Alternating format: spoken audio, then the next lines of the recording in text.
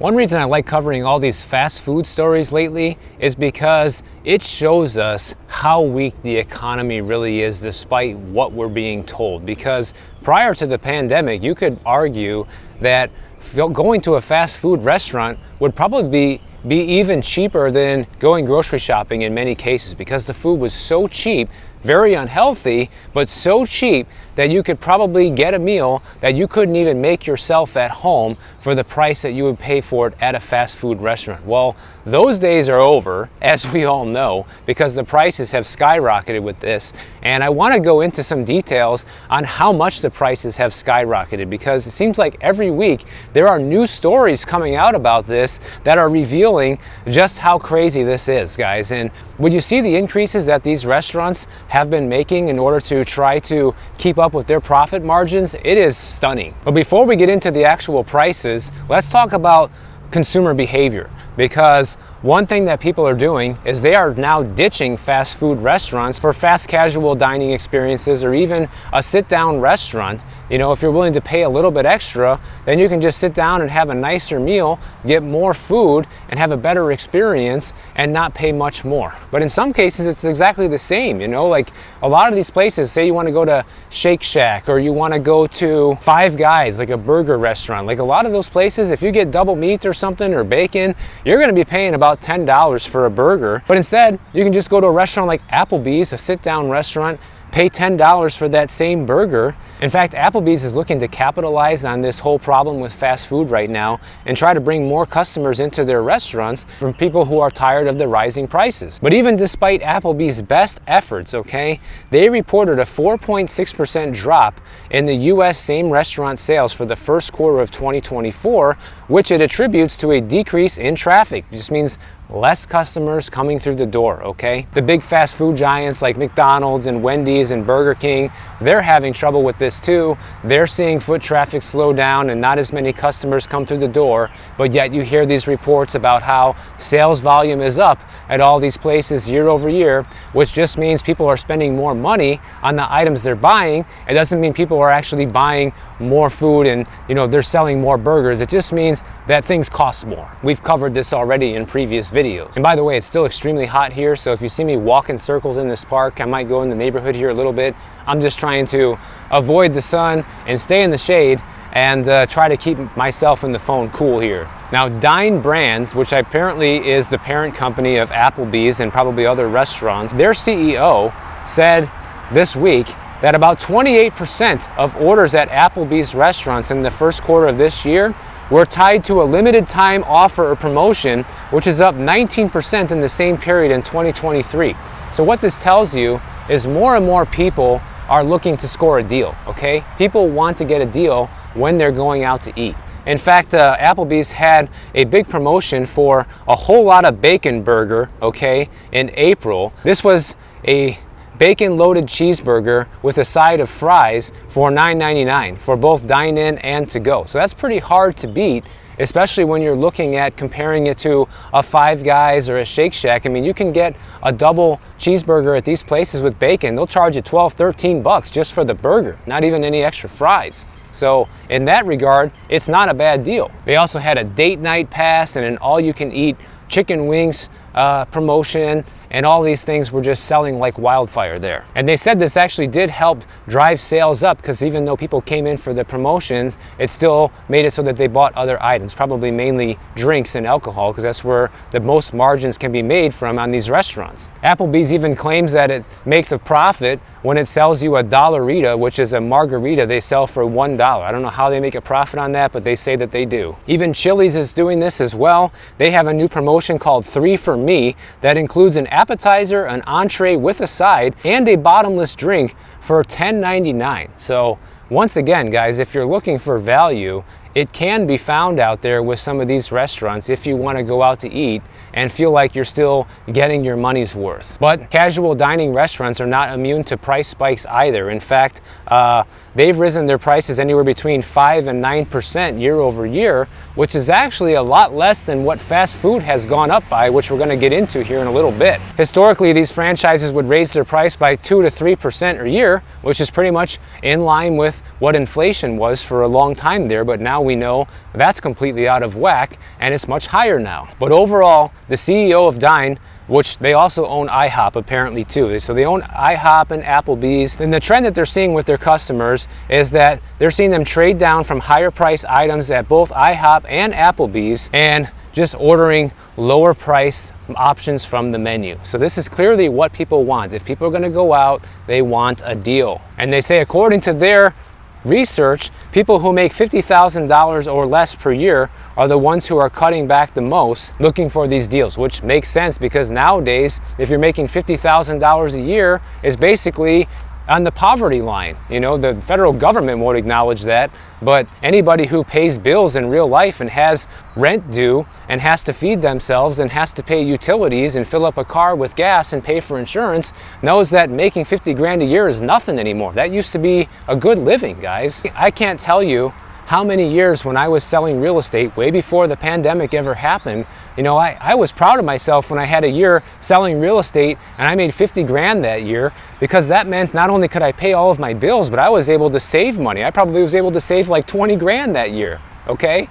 So that's how much things have changed, you know? You can't save $20,000 a year anymore when you're making 50 grand a year. That is impossible now, unless you are living with like 4 people and splitting the bills into 25% increments. But it's no wonder that fast food is losing all their customers, guys, because when you see the price increases I'm about to show you, it is unbelievable how much it's going up, okay? And of course, McDonald's is the biggest offender here, and they have raised their prices the most, okay? On average, their price increases across these 5 menu items you can see above has been 141%. The McChicken, it's up 201%. You guys can see this chart here. I mean, these price increases are crazy. Just for a regular cheeseburger at McDonald's, you're talking 215% more, guys. And it was only $1. That was a $1 menu item at the end of 2019. Today, that's $3.15. Chick-fil-A has also seen their average price increases go up by 80% across their menu. And the worst offender on their menu is the 8 Chick-fil-A nuggets. Okay, that's up 96.4% in the last couple of years, from $3 up to $6. So basically double. And I've seen a lot of people write me in these fast food videos, well, hey Michael, how come In-N-Out Burger hasn't risen their prices? Well, they actually have risen their prices. It's probably just by not as much as these other places, so it's not as apparent for you, okay? But when you look at it, their average price increase across their menu is still 55%, guys, over the past few years.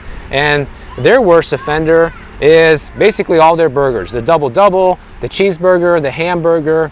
That's where you're seeing 63% increases on those items. Taco Bell, yeah, we know that's never really been great, but I used to go there sometimes on my road trips for a quick bite to eat.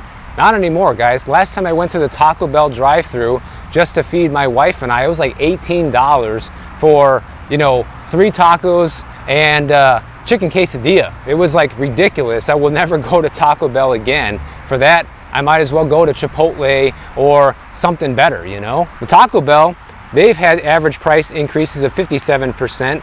Their worst offender on their menu is the beefy 5-layer burrito, up 118%. Burger King has increased their average prices by about 85%. And their worst offender is the bacon double cheeseburger at 117% increase, guys. So when you look at these increases on these menus, it is just astounding. Everything has gone up by double or more, you know?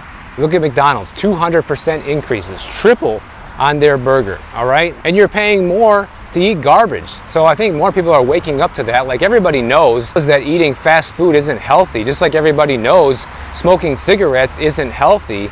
But when it becomes so expensive to kill yourself, it's not really making sense anymore. And right now, this economy is so bad that even hospitals are starting to go bankrupt, guys. And remember, hospitals are for-profit businesses. As much as you'd like to think that they're there for emergency services to save your life when something goes bad or something goes wrong, actually, they're there to make a profit just like every other corporation in America. Don't forget that. Well, Steward Healthcare, they said they're selling 31 of its hospitals, including all of them here in Florida, after they filed for bankruptcy this past week. They're the largest physician-owned healthcare network in the U.S., and they said in their court filings that they hope to sell the hospitals by the end of summer. They said they have more than $1 billion in debt, and they're already marketing their hospitals for sale. They say that their Florida hospitals are the most profitable portion of their portfolio. They're still not profitable enough for them to keep, so they're getting rid of all of their hospitals.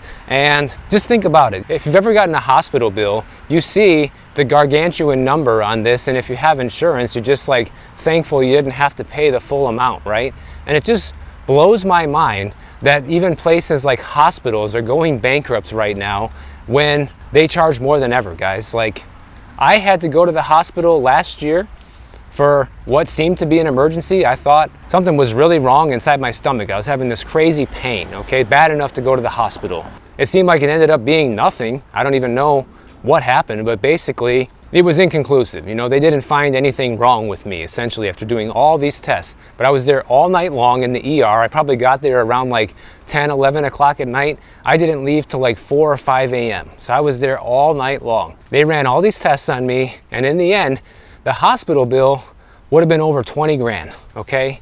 I ended up paying somewhere in the neighborhood of like $400, $500 with all the little bills they sent me. I must have got 20 bills in the mail from the hospital for different things here and there. 40 bucks for this, 170 for that, $20 for this, $10 for that, just nickel and dimed, right? But when you see this bill, you know, for me being at the hospital, all they did was run a few tests on me and they're charging 20 grand. How is that not profitable? That's what I cannot understand. These guys can charge this obscene amount of money and they're still going bankrupt. To me, that just means one thing, that the people who are making money from the hospital, who are, you know, employed by the hospital, are probably making way too much money. And that's probably why they're losing that much. Otherwise, I can't see how they're going bankrupt. But I don't know anything about this industry or business. I'm just making a blanket assessment here. I mean, it's getting so bad with hospitals that a lot of hospitals now are starting to demand that you pay up front when you want to have a surgery. And I think this can actually be a positive thing, because at least you know how much you're going to pay up front for the surgery. Because one thing I hate about going in for any medical treatment right now is that you don't know how much it's going to cost until after the fact, once you get all the bills in the mail, okay? And at least if they're going to charge you up front for the surgery, there shouldn't be any surprises. But if you're coming in for a non-emergency case to a hospital right now, then they want to be paid up front. If you come in and you got shot, they still have to work on you before charging you to save your life. You know, they're still legally obligated to do that. But if it's not an emergency, they don't have to. So why are they doing this? Well, because just like everything else in this world, all these hospitals are being bought up by private equity firms. Just like we talked about in yesterday's video, they're making sure they're getting their money, guys. In this case, they're not going to perform a surgery unless they know 100% they're going to be able to collect from you. They buy a mobile home park, they're going to double your rent, and you don't like it, you can just leave. And of course, our government and our leaders are happy to allow all this to happen because they're in on it. They're on the take. They say that right now, over 75% of doctors in America are employed by a hospital or corporation, and as of January this year, more medical practices were owned by corporations than by hospital systems. So, you know, the corporations are taking over hospitals across the country. So pretty soon, you know, BlackRock is going to own all of the hospitals in America and decide who can get treatment and who can't. But there's problems with being charged up front too, guys, because you can be overcharged for something and not find out till after the fact. In fact, they talked to a guy in Tennessee. He was overcharged for a heart scan by $2,500 overcharged. He was required to pay his bill up front. He found out he was charged too much for the service, and then he had to fight with the hospital for months to get a check in the mail. So they'll gladly overcharge you up front, but if they made a mistake, then of course it's going to take months to get your money back, guys. It's just like, you know, when I had this Airbnb problem, anybody who saw that video, when I had to do this dispute with Airbnb, when you book a place, they take your money instantly. You can make the charge on the credit card and go check your credit card statement, you know, 10 seconds later, the charge is on there from Airbnb, right? But when it comes time to give a refund, they say, well, we need 10 to 15 business days to allow the refund. You know, it's funny how all these places are willing to take your money in a heartbeat, but when it comes time to giving any of it back, you have to wait. Now, the other day I talked to you about how we are already in this recession. I pointed out many different signs of it in that video, but just like the housing market, you know, there are different severities to this. Like, there are different housing markets across the country that are arguably still thriving, where you're still seeing bidding wars, you're still seeing prices go up by 9-10%, double digits year over year, and there's housing markets where things are slow, it's sitting on the market, and no one's buying these houses, and prices are going down by double digits. So there is that contrast right now, but you also have that contrast with how well local economies are doing as well. Even the Federal Reserve Bank of New York recently came out with a post on their website saying that many of the places have not regained jobs that were lost during the pandemic, and it's leaving these communities with a big hole in them still. But the thing is, in certain parts of the country where there was a lot of job losses during the pandemic, they still haven't recovered from this. A lot of these places are slow growth metros, you know, they have a lack of workers, and they're just not able to catch back up. And they're mainly seeing this in the Rust Belt areas of the country and different parts of the southern United States, and also different parts of California as well, most notably the Bay Area. If we take a look at this map here, you guys can see where the areas are being affected by this the most and who's recovered and who hasn't. The blue dots are the recovered areas, and the red dots are the areas that haven't recovered. And what I find interesting about this is you see a lot of red in the Midwest and the Northeast, but ironically enough, these are the areas of the country where the housing market is still on fire. And I just sit there and question and ask myself, how is this even possible? How can you have economies there that haven't recovered from the downfall of the pandemic, but yet their housing markets are still on fire? It really doesn't make any sense. But as we know, housing markets can be extremely hyper-local. And in this case, for example, they point out New York City, right, which saw a 19% job loss during this time frame, and the city's service sector still continues to lag to this day. But New York is also one of those places where the housing market is still in big trouble. In fact, Manhattan home prices are down by over 20% year over year, I think. I'll put up the charts so you guys can see. But then they point out places like upstate New York have been hit even harder because, you know, they have slow growth economies and they have a declining labor force. So it's like even just saying blanket statements like, oh, the Northeast housing market there is still on fire, or the Midwest, the housing market's still on fire, isn't even really a fair assessment, because where in the Northeast, right? It depends. Are we talking about Boston? Are we talking about New York City? That can make all the difference of which housing market is hot. Same thing goes for the Midwest. Francis Donald, he's the CEO at QI Research, and he says that shrinking labor is going to be the reason why the Fed is going to have to do an emergency cut with interest rates sooner than later, because we just got the jobs numbers that came in April far below expectations, and this is going to be on their radar. This is ultimately going to lead to a few negative quarters of GDP, which, what is that, guys? Is a recession, right? Nobody wants to say that word anymore. Even this guy won't say the word. Just say negative quarters of GDP. Well, that is a recession. Gary Schilling, he is a Wall Street veteran. He thinks that unemployment is going to shoot up to anywhere between 5 and 7% this year. It's going to send the stock market crashing by a minimum of 30%. I can't say exactly what's going to happen. I am not a prophet. I'm not Nostradamus. But I do think that all the things that we're going through right now and the things we're seeing are definitely leading into some major distress that we're going to see, guys. Like, the cracks are already forming. We're seeing all these different things happen that we talk about here in these videos daily. And it's all adding up. You know, it's all adding up from a little bit here to a lot overall. Now that we're seeing sectors of the economy that we never thought we would see suffer, like fast food, for example, it's becoming obvious that things are not going well. Hospitals are going bankrupt, even though they charge people $20,000, $30,000 for a stupid visit. Like, this is the end. This is how it ends. And it doesn't mean that the world is ending. It doesn't mean that everything's going to come crashing down in the sense that we're going to have some all-out apocalypse. It just means that we're going to see a lot of financial and economic hardship moving forward, most likely. So if you guys enjoyed this video, make sure you subscribe to the channel. And if you don't want to wait for my next video to come out, check out this one on the screen right over here, and I'll see you in the next one.